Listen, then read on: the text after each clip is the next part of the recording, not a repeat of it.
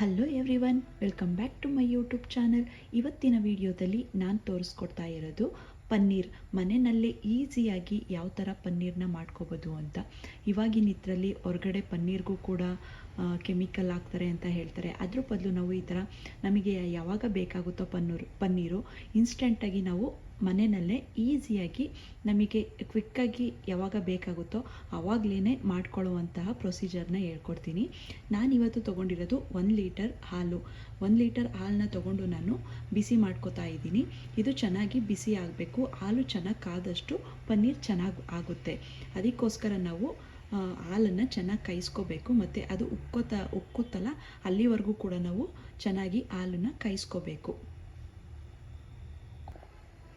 ನೋಡಿ, ಇವಾಗ ಹಾಲು ಚೆನ್ನಾಗಿ ಕಾದಿ ಉಕ್ತಿದೆ.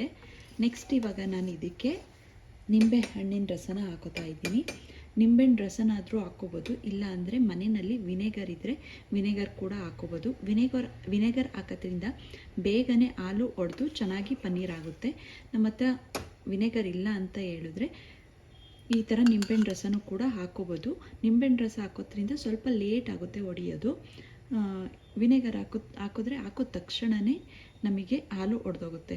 ಇವಾಗ ನಾನು ಈ ಥರ 2 ರಿಂದ 3 ಟೇಬಲ್ ಸ್ಪೂನ್ ಆಗೋಷ್ಟು ನಿಂಬೆ ರಸನ ಹಾಕೋತೀನಿ. ವಿನೆಗರ್ ಆದರೆ 1 ಟೇಬಲ್ ಸ್ಪೂನ್ ಹಾಕಿದ್ರೂ ಸಾಕು, ಹಾಲು ಒಡ್ಕೊಬಿಡುತ್ತೆ. ನೋಡಿ, ಇವಾಗ ಹಾಕೊಂಡಾದ್ಮೇಲೆ ನಾವು ಯಾವುದೇ ಕಾರಣಕ್ಕೂ ಅದನ್ನು ಅಳ್ಳಾಡಿಸ್ಬಾರ್ದು ಸ್ಪೂನಲ್ಲಿ.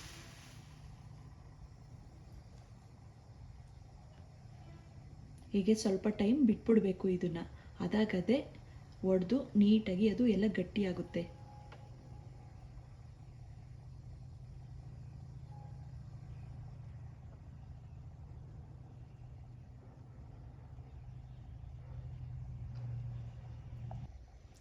ಇವಾಗ ನೋಡಿ, ಆಲ್ಮೋಸ್ಟ್ ಆಲ್ ಎಲ್ಲ ಚೆನ್ನಾಗಿ ಒಡೆದಿದೆ.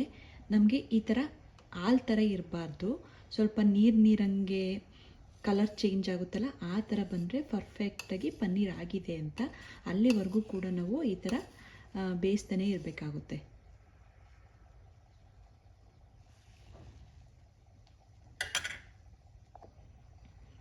ಇವಾಗ ನೋಡಿ, ಪರ್ಫೆಕ್ಟಾಗಿ ಪನ್ನೀರ್ ಆಗಿದೆ. ಈ ಥರ ನೀರು ಥರ ಆಗಬೇಕು. ನೋಡಿ ಯಾವ ಥರ ನೀರು ಥರ ಆಗಿದೆ. ಇವಾಗ ಪನ್ನೀರು ನೀಟಾಗಿ ಆಗಿದೆ ಅಂತ. ಇವಾಗ ಇದನ್ನು ನಾವು ಸ್ಟವ್ನ ಆಫ್ ಮಾಡಿಕೊಂಡು ನೀರು ಮತ್ತು ಪನ್ನೀರನ್ನ ಸಪ್ರೇಟ್ ಮಾಡ್ಕೋಬೇಕು.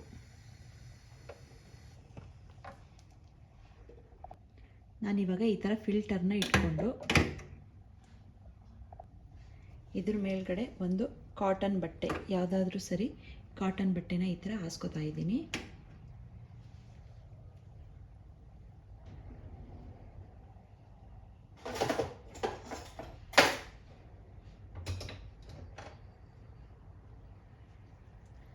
ಇವಾಗ ಮಾಡ್ಕೊಂಡಿದ್ದಂತಹ ಪನ್ನೀರ್ನ ಫಿಲ್ಟರ್ ಮಾಡ್ಕೋಬೇಕು.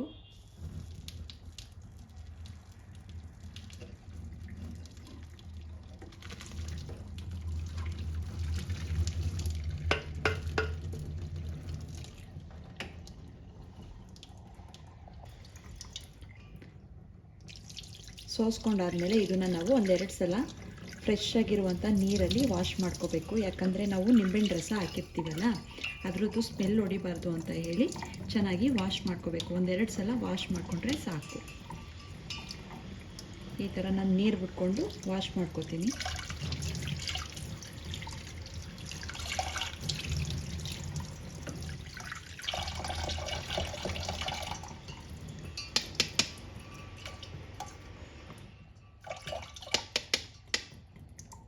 ನೋಡಿದ್ರಲ್ಲ, ಇವಾಗ ನೀಟಾಗಿ ವಾಶ್ ಆಗಿದೆ. ಇದನ್ನು ಹಾಗೇ ಫೋಲ್ಡ್ ಮಾಡಿಬಿಟ್ಟು ಬಟ್ಟೆನೆಲ್ಲ ಫೋಲ್ಡ್ ಮಾಡಿ ಇದರಲ್ಲಿರುವಂತಹ ನೀರಿನ ಅಂಶ ಎಲ್ಲನೂ ಕೂಡ ಚೆನ್ನಾಗಿ ಹಿಂಡ್ಕೋತೀನಿ. ಚೆನ್ನಾಗಿ ಹಿಂಡ್ಕೊಂಡು ಒಂದು 10 ನಿಮಿಷ ಇದ್ರ ಮೇಲ್ಗಡೆ ಏನಾದರೂ ಭಾರ ಇಟ್ಟು ನಾವು ನೀರನ್ನೆಲ್ಲನೂ ಕೂಡ ಸೋದಿಸ್ಕೋಬೇಕು. ಇದರಲ್ಲಿರುವಂಥ ನೀರಂಶ ಎಲ್ಲನೂ ಕೂಡ ನೀಟಾಗಿ ತೆಗಿಬೇಕು. ಇಲ್ಲಾಂದರೆ ಪನ್ನೀರು ಒಡೆದೋಗ್ಬಿಡುತ್ತೆ, ಕ್ಯೂಬ್ಸ್ ಥರ ಬರಲ್ಲ.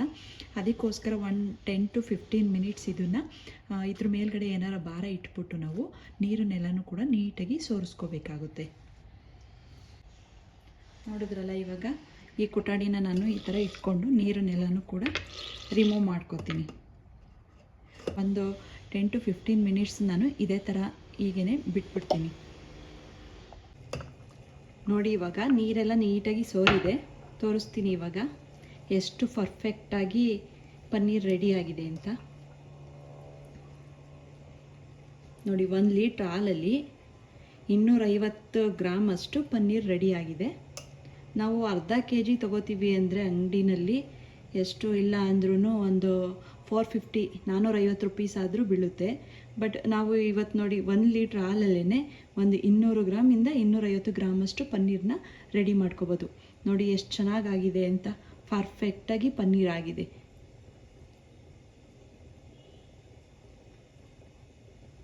ಇದನ್ನು ನಾವು ಯಾವ ಶೇಪಲ್ಲಿ ಬೇಕು ಆ ಶೇಪಲ್ಲಿ ಕಟ್ ಮಾಡಿಕೊಂಡು ಯೂಸ್ ಮಾಡ್ಕೋಬೋದು.